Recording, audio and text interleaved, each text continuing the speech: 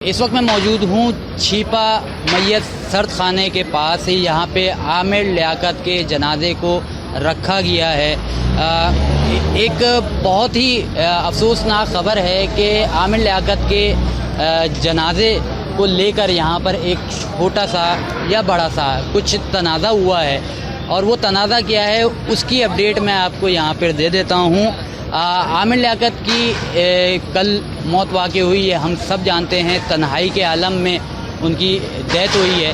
اب کچھ سوالات یہاں پر عامر لیاقت کی ڈیتھ کے بعد، ان کے انتقال کے بعد آ رہے ہیں کہ آیا عامر لیاقت کی جو موت ہے وہ کیوں واقع ہوئی ہے؟ آیا وہ جو ہے قدرتی جو ہے موت ہے، یا کسی حادثے کے تحت یا کسی منصوبے کے تحت جو ہے عامر لیاقت کی ڈیتھ واقع ہوئی ہے؟ عامر لیاقت کے حوالے سے پچھلے دنوں بہت زیادہ ویڈیوز بھی جو ہے آئی تھی. ان کی تیسری بیگم سے تنازعات چل رہے تھے، اس کو لے کر بھی پولیس کی جانب سے ہو سکتا ہے کہ کچھ شبہات ہوں. یہاں پر ابھی پولیس کی جانب سے کہا گیا ہے کہ عامر لیاقت حسین جس نے پورے پاکستان کو ہنسایا بھی، اور بعض اوقات عامر لیاقت حسین بہت سے تنازعوں میں بھی گرے رہے. اس وقت پولیس کا کہنا ہے کہ عامر لیاقت حسین کا پوسٹ مارٹم ہونا لازمی ضروری ہے. جب فیملی یہاں پر آئی عامر لیاقت حسین کو لینے کے لیے، تو ان کو عامر لیاقت حسین کی میت دینے سے انکار کر دیا گیا، کیونکہ قانونی تقاضے پوسٹ مارٹم مکمل کروانے کے بعد پولیس کا کہنا ہے کہ ان کی تدفین عمل میں آ سکتی ہے. فیملی کو پولیس کی جانب سے کہا گیا ہے کہ آپ کورٹ جائیں، ہائی کورٹ جا کے آرڈرز لے کر آئیں. وہاں سے اگر کورٹ کے آرڈرز ہوں گے تو ہم عامر لیاقت حسین کے جو میت کا پوسٹ مارٹم ہے وہ نہیں کریں گے اور آپ کے حوالے کر دیں گے. عامر لیاقت حسین کی بیٹی ہیں، ان کے بیٹے ہیں. اس آرڈرز کو لینے کے لیے ہائی کورٹ گئے ہیں، وہاں پہ وکلا حضرات سے بات کر رہے ہیں، وہاں سے آرڈرز لینے کی بات کر رہے ہیں. ہو سکتا ہے جب یہ ویڈیو آئے اس وقت تک سچویشن مکمل طور پر واضح ہو جائے اور عامر لیاقت حسین کی تدفین بھی عمل میں آ چکی ہو. مگر بہت ہی افسوسناک طریقے سے یہاں پر عامر لیاقت حسین ہم سے جدا ہو رہے ہیں کہ عامر لیاقت حسین جب زندہ تھے تو ان کو پوچھنے کوئی نہیں آیا. ان کے ساتھ جو کچھ ہوا، پوری پاکستانی عوام نے ان کے خلاف جو باتیں کی، جس طریقے سے مذاق اڑایا، ان کی کسی بھی ویڈیوز کو لے کے میمز بنائے. اگر عامر لیاقت حسین نے اگر جو ہے 3 شادیاں کی ہیں تو یہ گناہ نہیں کیا تھا. شادی کے بعد دوسری شادی کرنا، دوسری شادی کے بعد تیسری شادی کرنا، یہاں پہ نکاح کو ہم کہتے ہیں کہ عام کیا جائے.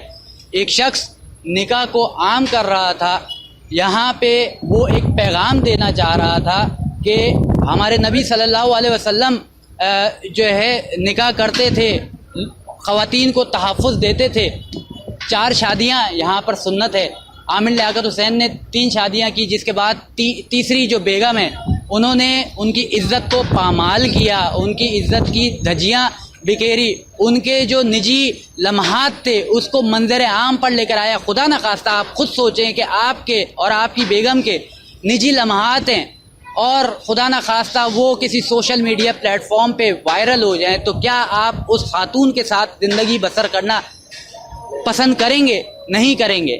کیوں نہیں کریں گے؟ کیونکہ آپ کی عزت کی دھجیاں بکھیر چکی ہیں. آپ کے نجی لمحات، کسی بھی طریقے سے نجی لمحات میں وہی ہوتا ہے جو اس ویڈیو میں ہوا ہے. یہ آپ بھی جانتے ہیں اور آپ کا پارٹنر بھی جانتا ہے. اس نجی لمحات کی ویڈیو نے اتنا عامر لیاقت کو ڈسہارٹ کیا کہ ایک وقت آیا کہ عامر لیاقت حسین خود کو تنہا محسوس کرنا شروع کیا. آخری ویڈیو اگر آپ نے سنی ہے عامر لیاقت حسین کی، تو عامر لیاقت حسین مرحوم کا کہنا تھا کہ میں ملک چھوڑ کر جا رہا ہوں.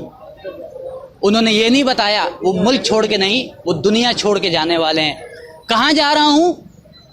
انہوں نے کہا میں یہ نہیں بتاؤں گا کہاں جا رہا ہوں. انہوں نے کہا میں جا رہا ہوں. پھر میری کبھی آپ ویڈیو نہیں دیکھیں گے. کیا آپ سمجھ سکتے ہیں کہ عامر لیاقت حسین حیات رہتے تو کوئی ویڈیو نہیں بناتے؟ عامر لیاقت حسین اس دنیا میں کہیں پر بھی ہوتے تو وہ ویڈیو ضرور بناتے، کیونکہ ان کو محبت تھی اپنے کام سے، لوگوں سے، لوگوں کے پاس آ کر بات کرنے سے. وہ ہنسی مذاق کرنے کے عادی تھے, لوگوں کو ہنسانے کے عادی تھے, خود ہنسنے کے عادی تھے. ایک وقت عامر لیاقت حسین کو عالم سمجھا جاتا تھا, عالم آن لائن. ہمارے بچپن کی بات ہے, عامر لیاقت حسین نے شب قدر کی بہت سی دعائیں پڑھی, ہم نے ان کو ایک آئیڈیل سمجھا. گیم شو کا جو آج ٹرینڈ بن چکا ہے وہ عامر لیاقت حسین نے, ہنسنے کا جو ایک ٹرینڈ بن چکا ہے, انعامات کی بھرمار کا جو ایک ٹرینڈ بن چکا ہے, کمپنیوں اس کو جو ہے کمانے کا موقع جو دیا ہے, جو دماغ دیا ہے, وہ عامر لیاقت حسین نے دیا تھا. مرحوم عامر لیاقت حسین جو آج ذلیل و خوار ہو رہے ہیں, ان کی میت معذرت کے ساتھ اس وقت یہاں پر کیا کہوں میں یہ بھی نہیں کہہ سکتا کہ جو ہے, مگر اس وقت وہ انتظار میں ہیں کہ میں اپنی آخری مقام کو, آخری ایام کو پہنچوں اور میں سکون لے سکوں, اس دنیا سے جا کر سکون لے سکوں. کیا وجہ تھی یہ کوئی نہیں بتا سکتا, پوسٹ مارٹم بھی ان کے اندر کا حال نہیں بتا سکتا. پوسٹ مارٹم صرف موت کی وجہ بتا سکتی ہے, ان کے اندر کا حال کوئی نہیں بتا سکتا. یقیناً اس وقت جو ہے دانیہ بی آ جائیں گی کہ میں بیوہ ہوں, مجھے میرا حصہ دو, حصوں کی بات ہوگی عامر لیاقت حسین کی. یہاں پر کسی کو یاد نہیں آئے گی. میں چاہتا ہوں کہ عامر لیاقت حسین کو اچھے لفظوں میں یاد رکھا جائے. عامر لیاقت حسین قوم کا سرمایہ تھا, اور سیدھی سی بات ہے کہ آخری وقت میں عامر لیاقت حسین کو آپ نے دعائیں دینی ہیں, کیونکہ عامر لیاقت حسین نے رسول کا واسطہ آخری ویڈیو میں دیا تھا, اس نے اللہ کا نام لیا تھا اور معافی مانگی تھی. اگر خدا نخواستہ مجھ سے کوئی غلطی ہو گئی, وہ اپنی پہلی بیگم سے بہت انسیت رکھتے تھے, بہت مانتے تھے, وہ کہتے تھے وہ بڑی ہے میری. بہت اچھے میسج انہوں نے زندگی میں دیے, بہت اچھی باتیں عامر لیاقت حسین نے اپنی زندگی میں کی. مگر آج عامر لیاقت حسین چھپا سرد خانے میں موجود ہیں اور انتظار کر رہے ہیں کورٹ سے آرڈر کب آئے گا, کہ کب آیا ان کی چیڑ پھاڑ کر کے ان کا پوسٹ مارٹم کیا جائے گا, یا ان کو ایک بہتر طریقے سے جو کورٹ سے آرڈر آتے ہیں کہ پوسٹ مارٹم نہیں کیا جائے گا, ان کی اصل حالت میں ان کو آخری ایام تک پہنچایا جائے گا, سپرد خاک کیا جائے گا. میری تمام پاکستانیوں سے, دنیا میں رہنے والے تمام لوگوں سے گزارش ہے کہ عامر لیاقت حسین کی آخرت کے لیے, مغفرت کے لیے دعا کیجیے. آگے جو کامنٹس کرتے ہیں غلط نہ کیجیے.